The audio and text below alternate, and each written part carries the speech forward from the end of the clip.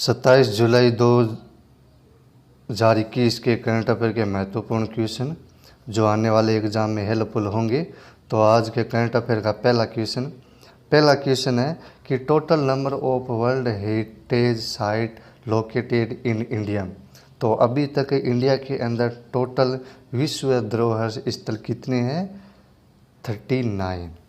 इससे पहले कितने थे? 38, लेकिन अब कितने हो गए? 39 हो गया। 39 है वो कौन से स्थान को जोड़ा गया वर्ल्ड हेरिटेज साइट में? तो वो है रंपा टेम्पल को। और रंपा टेम्पल का दूसरा नाम है ककातिया रुद्रेश्वर टेम्पल। और ये कौन से स्टेट में स्थित है? तेलंगाना में, और तेलंगाना डिस्ट्रिक्ट मुलुगु में।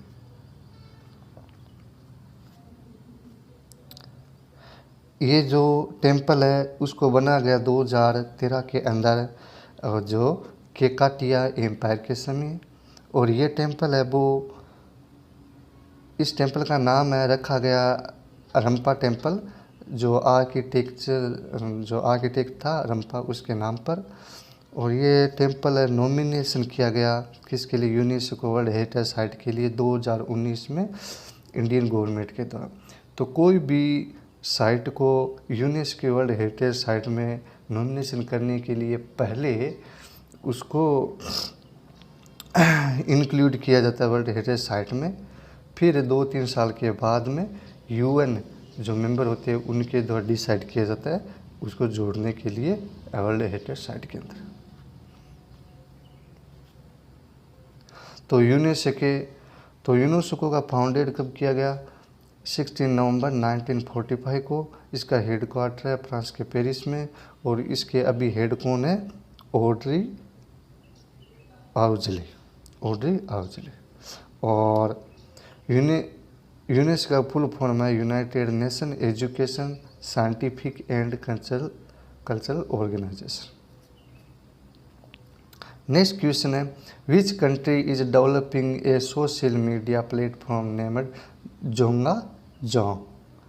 तो अभी कौन सी कंट्री ने जो सोशल मीडिया प्लेटफॉर्म है उसको डेवलप किया? जोंगाजोंग नाम है उसका, जो किसके समान है? फेसबुक के समान ही है। वो कौन से देश ने किया? बांग्लादेश ने स्वयं अपना सोशल मीडिया प्लेटफॉर्म को क्या किया? डेवलप किया है। फेसबुक के समान है। उसने व्हाट्सएप के समान ही एक सोशल मीडिया डेवलप किया है जिसका नाम है अलापन। तो जोंगाजोंग है वो कंट्री का एक एंटरप्रेन्योर है। और ये क्या क्रिएट करेगा? अपना स्वयं का वर्जन ऑनलाइन मार्केट प्लेस पर डाटा इंफॉर्मेशन कम्युनिकेशन के लिए। और इसी अन्य ऐप के समान है बाईथोग ऐप है, वो जूम ऑनलाइन के समान है, वो भी क्या बांग्लादेश ने डेवलप किया है। और जैसे इंडिया ने क्या है वैक्सीन रजिस्ट्रेशन के लिए जो आरोग्य सेतु ऐप लॉन्च किया था, उसी के समान ही बांग्लादेश ने सुरुखा ऐप भी लॉन्च किया है। बांग्लादेश की लोकेशन यहाँ पर है। यहाँ पर बांग्लादेश की कैपिटल है ढाका है, करेंसी टक्का है। और यहाँ के प्राइम मिनिस्टर कौन है? शेख हसीना। और प्रेसिडेंट है अब्दुल हमीद। और बांग्लादेश की कौन से स्टेट है जो इंडिया के कौन से स्टेट है की बाउंड्री है वो बांग्लादेश से लगती है?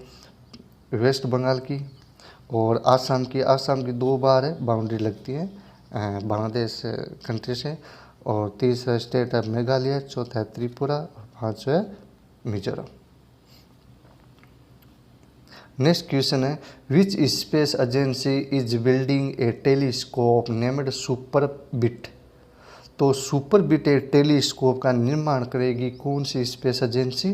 तो नासा और कनाडा की जो स्पेस एजेंसी, ये दोनों मिलकर क्या करेगी? सुपरबिट टेलीस्कोप का निर्माण करेगी। और इसका सुपरबिट का फुल फॉर्म क्या है टेलीस्कोप का? Super pressure balloon borne imaging telescope. जो सुपरबिट टेलीस्कोप है ये हीलियम बालून है, जो इसकी साइज़ है वो फुटबॉल स्टेडियम के समान है इस बालून की।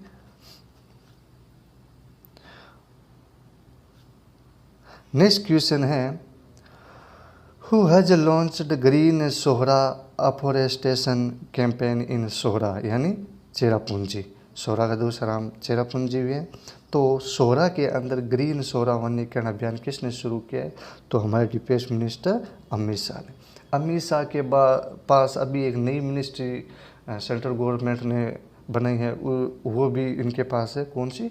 मिनिस्ट्री ऑफ कोऑपरेशन, वो भी मिनिस्ट्री अमित शाह के पास है। और ये कैंपेन जो अभियान है ये किसके द्वारा रन किया जाएगा? आसाम राइफल और मेघालय के द्वारा रन किया जाएगा इसको। और इस जो कैंपेन का स्लोगन क्या है? इसका स्लोगन है यूर ग्रीन नॉर्थ ईस्ट, यानी सदाबहार पूर्वोत्तर। और ये हाईलाइट करेगा importance of tree plantation and afforestation, यानी ये किस पर प्रकाश डालेगा? वृक्षारोपण और वनीकरण पर प्रकाश डालेगा। अमित शाह ने एक सोहरा वाटर सप्लाई स्कीम को भी वहाँ पर क्या किया? इनोग्रेट किया, great Sohra water supply scheme. Next question है which state government has launched the digital Saathi बच्चों का सारा फोन हमारा स्कीम। तो कौन से गवर्नमेंट स्टेट ने लॉन्च किया है डिजिटल साथी बच्चों का सारा फोन हमारा? तो ये योजना लॉन्च की है हिमाचल प्रदेश ने, क्योंकि लॉकडाउन के टाइम में क्या है सभी बच्चों की स्कूल बंद है, तो उनको ये मोबाइल के द्वारा ही ऑनलाइन पढ़ सकती है। तो इसके लिए क्या गवर्नमेंट, स्टेट गवर्नमेंट जो हिमाचल है उसकी गवर्नमेंट ने क्या किया? हिमाचल डिजिटल साथी बच्चों का सारा फोन हमारा स्कीम है लॉन्च किया। ये स्कीम है सीएम जयराम ठाकुर और एक्ट्रेस यामी गौतम ने वर्चुअली इस प्रोग्राम को क्या किया है? स्कीम को लॉन्च किया। एजुकेशन मिनिस्टर गोविंद ठाकुर ने क्या किया? लॉन्च किए वेबसाइट डोनेटिंग करने के लिए स्मार्टफोन, यानी अगर किसी के पास अगर एक से अधिक फ़ोन हो, अगर वो किसी को डोनेट कर सकते हैं, जो किसी गरीब बच्चों को क्या है उसको बेनिफिट मिल सके, तो ये वेबसाइट लॉन्च किए। इस वेबसाइट पर आप स्मार्टफोन है वो डोनेट कर सकते हो। टू हेल्प है नीडी चिल्ड्रन वो can not afford smartphone for education, ये ज़रूरतमंद बच्चों की मदद के लिए क्या है? शिक्षा के लिए स्मार्टफोन खर्च नहीं उठा सकते, इसके लिए वेबसाइट लॉन्च की गई है। अभी हिमाचल प्रदेश के बाद हिमाचल के गवर्नर कौन है? राजेंद्र विश्वनाथ है अर्लेकर। और यहाँ पर फर्स्ट सकी पार्क है वो शिमला के अंदर है। और 100% LPG कनेक्शन कहाँ पर है? हिमाचल प्रदेश के अंदर ही हुए। और पर्वत धारा योजना भी यहाँ पर स्टार्ट हुई। नेशनल पार्क कौन कौन से हैं हिमाचल प्रदेश के?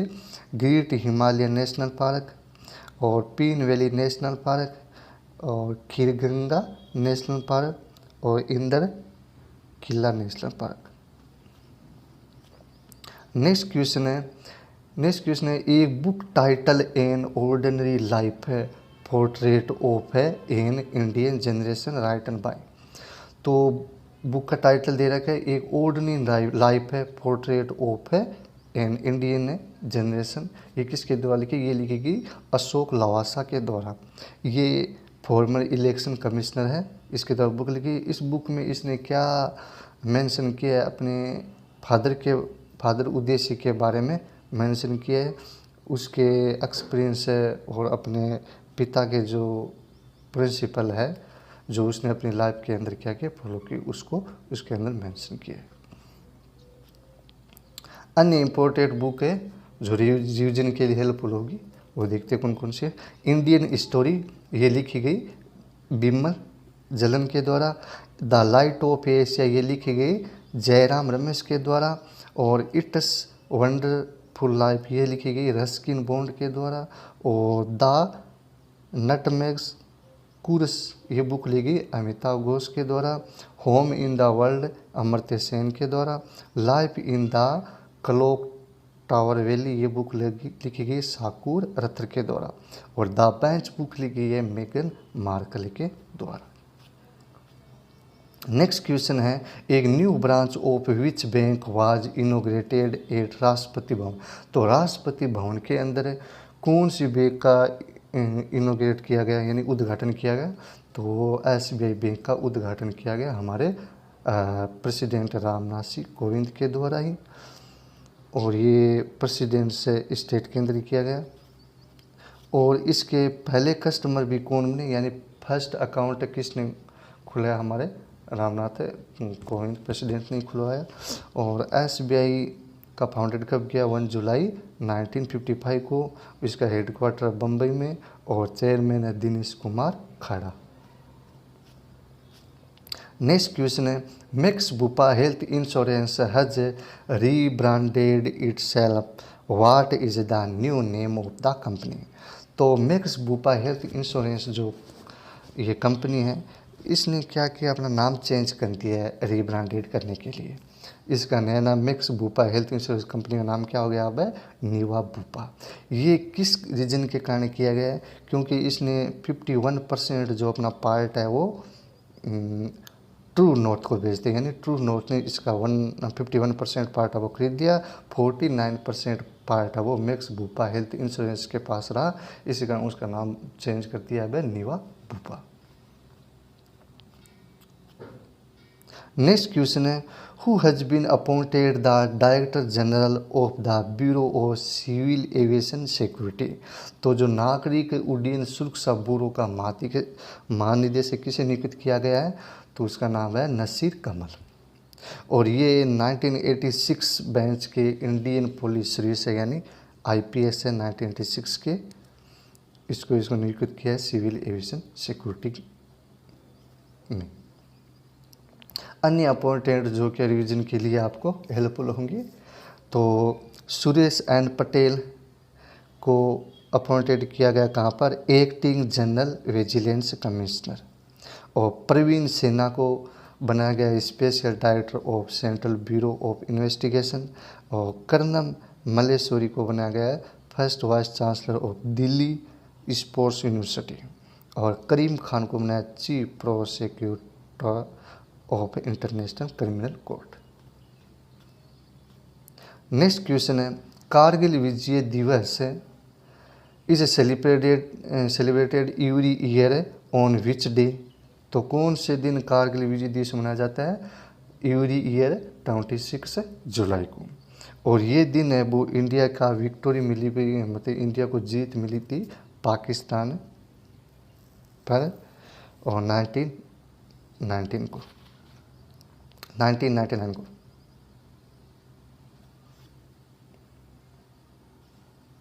और ये जो कारगिल युद्ध है वो लड़ा गया था 60 दिन से ज़्यादा, और इसका एंड हुआ था 26 जुलाई को।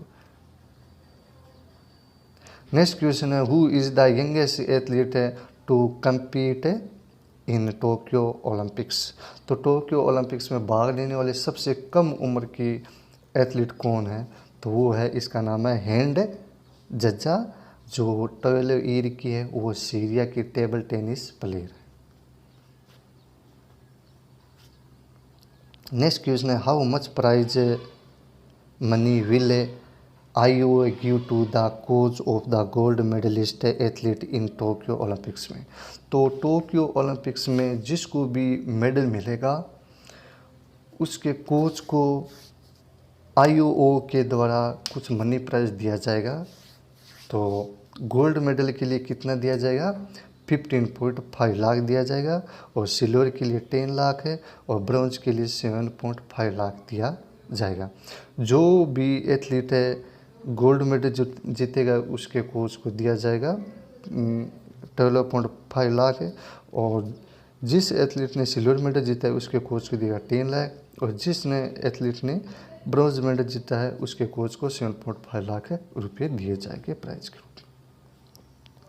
तो गोल्ड मेडल विनर को क्या है, कैश अवार्ड भी दिया 55 लाख है, और प्रत्येक पार्टिसिपेट नेशनल स्पोर्ट्स फेडरेशन वो 25 लाख दिया जाएगा, और सिल्वर मेडल जीतने वाले को 40 लाख है, और ब्रॉन्ज मेडल जीतने वाले को 25 लाख रुपये दिए जाएंगे। नेक्स्ट क्वेश्चन है, which countries which countries Yang Qian took gold in the women's 10 metre air rifle final of the 2020 summer games at the Asaka shooting range. तो असाका शूटिंग रेंज में क्या है, जो राइफल है एयर 10 मीटर एयर राइफल में gold medal जीता है यांग कवी ने। ये कौन सी कंट्री के, यह चाइना की। और जो सिल्वर मेडल जीता है वो रसिया के, इसका नाम है अनास्तासिया गलासिना। और स्विट्जरलैंड के जिसने ब्रोंज मेडल जीता उसका नाम है Nina Christen. Thank you so much. Okay.